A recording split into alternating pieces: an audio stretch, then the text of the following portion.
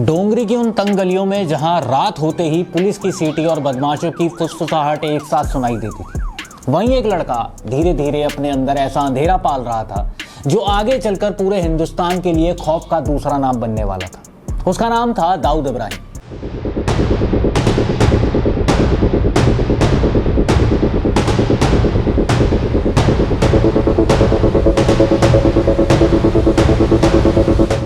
26 दिसंबर 1955 को महाराष्ट्र के खेड़ में जन्मा ये लड़का एक ऐसे घर में बड़ा होता है जहां उसके पिता इब्राहिम कासकर मुंबई पुलिस में हेड कांस्टेबल थे। पिता कानून के आदमी थे, लेकिन बेटा कानून तोड़ने वालों की दुनिया की तरफ खींचा जा रहा था। डोंगरी के टेमकर मोहल्ले में रहने वाला दाऊद शुरू से ही तेज दिमाग का था, लेकिन पढ़ाई में उसका मन कभी नहीं लगा।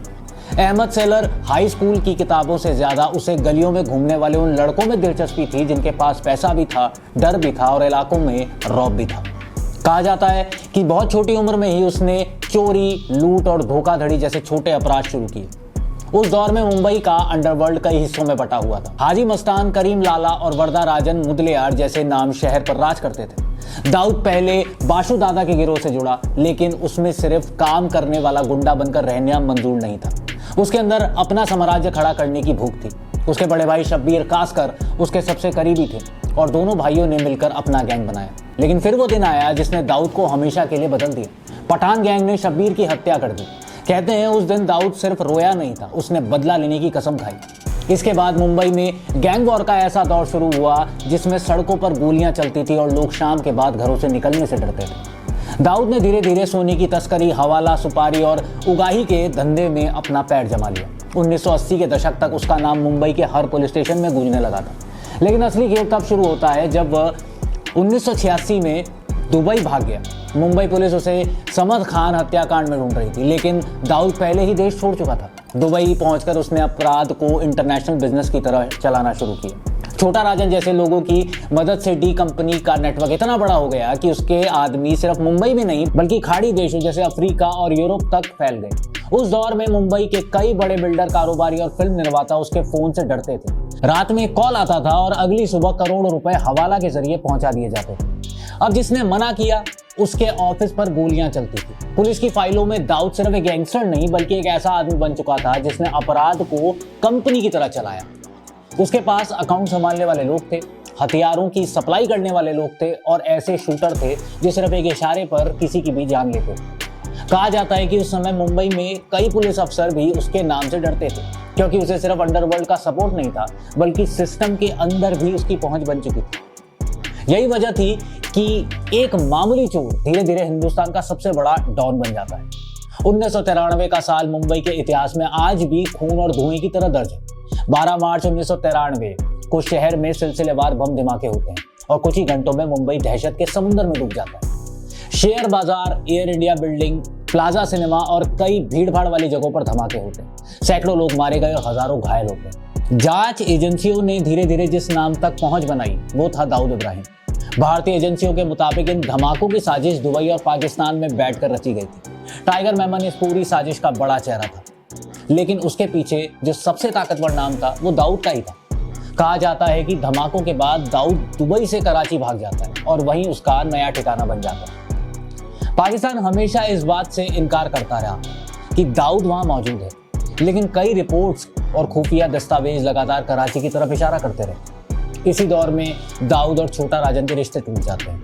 राजन खुद को देशभक्त बताने लगा और उसने डी कंपनी के कई लोगों को मरवाना शुरू कर दिया। मुंबई की सड़कों पर फिर गोलियां चलने लगी। एक तरफ दाऊद का नेटवर्क था और दूसरी तरफ छोटा राजन का गैंग था। कहा जाता है कि राजन ने भारतीय एजेंसियों को डी कंपनियों की कई अंदरूनी जानकारियां दी। इसी बीच एक और दिलचस्प बात सामने आती है। मशहूर वकील राम जेठमलानी ने एक सार्वजनिक भाषण में कहा था कि बम धमाकों के बाद दाऊद ने उन्हें फोन किया था और कहा था कि अगर पुलिस 3rd डिग्री नहीं देगी तो वो भारत लौटकर मुकदमे का सामना करने को तैयार है। लेकिन ये वापसी कभी नहीं हो पाई। जेठमलानी का दावा था कि कुछ ताकतवर लोग नहीं चाहते थे कि दाऊद भारत आए, क्योंकि उसमें कई राज खुल सकते थे। इस बयान ने उस समय खूब सुर्खियां बटोरी थी। वहीं दूसरी तरफ डी कंपनी का कारोबार लगातार फैलता जा रहा था।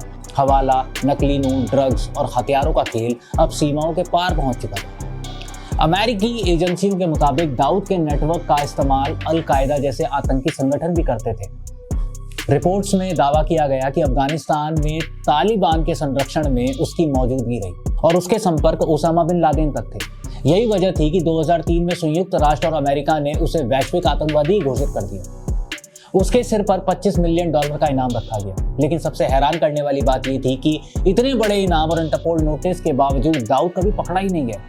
उसके बारे में कहा जाता रहा कि कराची के आलीशान इलाकों में वो बेहद सुरक्षित जिंदगी जीता है।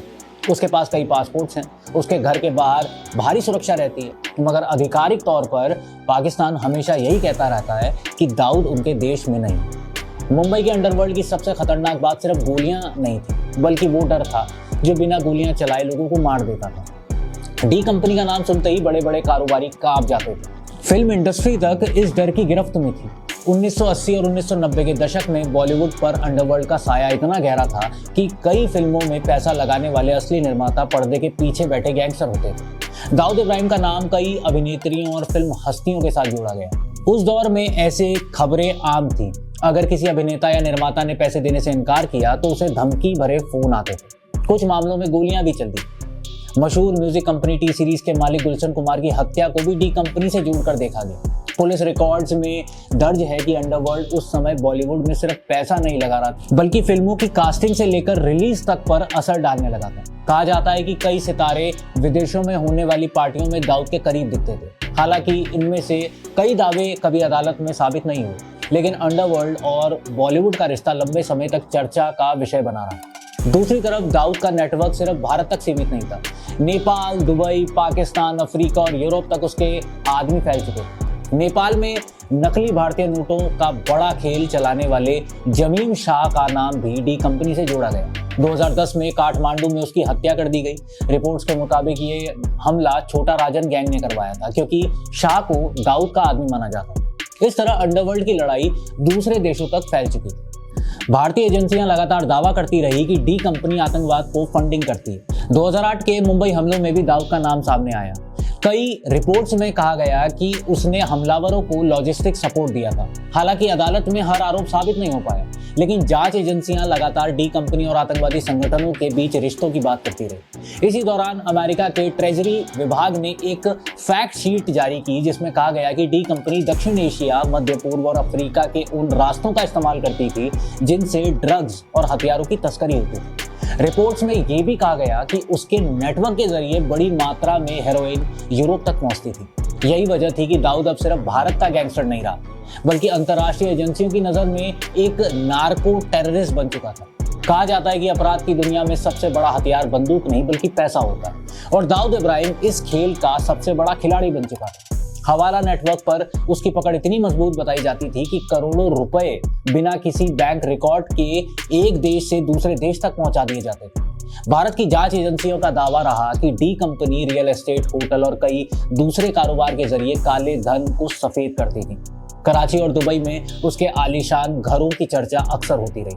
2015 में भारतीय एजेंसियों की एक रिपोर्ट में दावा किया गया कि उसके पास पाकिस्तान में कई ठिकाने हैं और वो 3 पाकिस्तानी पासपोर्ट इस्तेमाल करता है। उसी साल एक भारतीय टीवी चैनल ने कराची के कथित नंबर पर फोन किया था और सामने से जवाब देने वाली महिला ने खुद को उसकी पत्नी बताया था। इस घटना के बाद फिर बहस शुरू हो जाती है कि पाकिस्तान आखिर क्यों दाऊद की मौजूदगी से इनकार करता रहा। बाद में 2020 में पाकिस्तान ने FATF के दबाव के बीच एक नोटिफिकेशन जारी किया, जिसमें दाऊद के कई कराची वाले पते दर्ज थे। हालांकि पाकिस्तान ने बाद में सफाई दी कि ये सिर्फ संयुक्त राष्ट्र की सूची के आधार पर डाला गया था, मगर इससे दुनिया भर में चर्चा और तेज हो गई। दूसरी तरफ भारत सरकार लगातार उसकी संपत्तियों पर कार्रवाई करती रही। 2020 में महाराष्ट्र के रत्नागिरी जिले में उसकी पैतृक संपत्तियों की ई-नीलामी की गई। इससे पहले मुंबई में उसकी कुछ प्रॉपर्टी भी जब्त की गई थी। सरकार ने सफीमा कानून के तहत कार्रवाई की, लेकिन सवाल हमेशा यही रहा कि अरबों की दौलत कमाने वाले ये आदमी आखिर कहाँ छुपा बैठा है। उसकी अनुमानित संपत्ति को लेकर अलग अलग आंकड़े सामने आए। कुछ रिपोर्ट्स में उसकी नेटवर्थ $6.7 बिलियन बताई गई। कहा जाता है कि उसके नेटवर्क की कमाई का बड़ा हिस्सा अब भी भारत में आता था। उगाही, ड्रग्स, रियल एस्टेट और हवाला आज भी डी कंपनी की रीढ़ माने जाते हैं। कई खुफिया रिपोर्ट्स में दावा किया गया कि उसका नेटवर्क अब पहले जैसा ताकतवर नहीं रहा, लेकिन पूरी तरह खत्म भी नहीं हुआ। यही वजह है कि इतने साल बाद भी उसका नाम भारत की मोस्ट वांटेड सूची में बना हुआ है। दाऊद इब्राहिम की कहानी सिर्फ अपराध की कहानी नहीं है, बल्कि उस सिस्टम की कहानी भी है जिसने उसे इतना बड़ा बनने भी दिया। मुंबई के पुराने पुलिस अफसर बताते हैं कि 1970 और 1980 के दशक में तस्करी और अंडरवर्ल्ड का खेल राजनीति, कारोबार और पुलिस तक फैला हुआ था। बंदरगाहों से सोना आता था, हवाला चलता था और अपराधियों को संरक्षण भी मिलता था। दाऊद ने इसी सिस्टम की कमजोरियों को समझा और उनका इस्तेमाल भी किया। उसके खिलाफ कई बार कार्रवाई हुई, लेकिन हर बार वो बच निकलता था। कहा जाता है कि उसके पास खबर पहुंचाने वाले लोग हर जगह थे। कई पत्रकारों ने लिखा कि डी कंपनी ने अपने नेटवर्क को कॉर्पोरेट कंपनी की तरह चलाया। अलग अलग देशों में अलग अलग लोग जिम्मेदारी संभालते थे। कोई ड्रग्स का काम देखता था, कोई हवाले का, कोई सुपारी किलिंग का। यही वजह थी कि उसका नेटवर्क खत्म करना आसान नहीं था। अब 2006 में संयुक्त अरब अमीरात से डी कंपनी के 10 सदस्यों को भारत लाया गया। नेपाल ने भी उससे जुड़े लोगों की संपत्तियां फ्रीज की, मगर खुद दाऊद कभी कानून के हाथ नहीं आए। इस बीच उसकी निजी जिंदगी भी खबरों में आई। उसकी बेटी की शादी पाकिस्तानी क्रिकेटर जावेद मियांगाद के बेटे से हुई। उसके बेटे मोइन के बारे में खबर आई कि उसने धार्मिक रास्ता चुन लिया और अपने पिता के अपराधों की आलोचना करता है। लेकिन इन सब के बीच दाऊद का नाम आज भी डर, रहस्य और राजनीति के बीच फंसा हुआ है। भारत में जब भी कोई बड़ा आतंकी हमला या अंडरवर्ल्ड की चर्चा होती है, उसका नाम फिर सामने आ जाता है। कई लोग मानते हैं कि वो अब बूढ़ा हो चुका है और उसका साम्राज्य कमजोर पड़ चुका है, मगर कुछ खुफिया अधिकारी कहते हैं कि ऐसे लोग कभी पूरी तरह खत्म नहीं होते, वो सिर्फ परछाइयों में चले जाते हैं। यही कारण है कि 3 दशक से ज्यादा समय बीत जाने के बाद भी दाऊद इब्राहिम सिर्फ एक भगोड़ा अपराधी नहीं, बल्कि भारतीय इतिहास का सबसे बड़ा अंडरवर्ल्ड रहस्य बना हुआ है। मुंबई की रातें आज पहले जैसी नहीं रही। डोंगरी की गलियों में अब पहले जैसा खौफ नहीं दिखता, लेकिन पुराने लोग आज भी बताते हैं कि एक दौर ऐसा भी था जब एक फोन कॉल शहर की किस्मत तय कर देती थी। दाऊद इब्राहिम उस दौर का सबसे बड़ा चेहरा था। एक ऐसा आदमी जिसने गरीबी से निकलकर अरबों की दौलत बनाई, लेकिन उसके रास्ते में लाशें, धमाके और खून बिखरा पड़ा था। उसकी कहानी में सत्ता है, पैसा है, धोखा है और वो डर है जिसने पूरे देश को दशकों तक परेशान किया। भारत की एजेंसियां आज भी उसे पकड़ने की बात करती हैं। इंटरपोल नोटिस अब भी जारी करती है। अमेरिका आज भी उसे वैश्विक आतंकवादी मानता है। मगर सच यही है कि दाऊद का नाम अब सिर्फ एक इंसान का नाम नहीं रहा, बल्कि अपराध की उस दुनिया का प्रतीक बन गया जहां कानून और डर की लड़ाई कभी खत्म नहीं होती। उसकी जिंदगी ने यह भी दिखाया कि जब अपराध को राजनीति, पैसा और अंतर्राष्ट्रीय नेटवर्क का सहारा मिल जाए तो एक मामूली गली का लड़का भी दुनिया का सबसे खतरनाक भगोड़ा बन सकता है।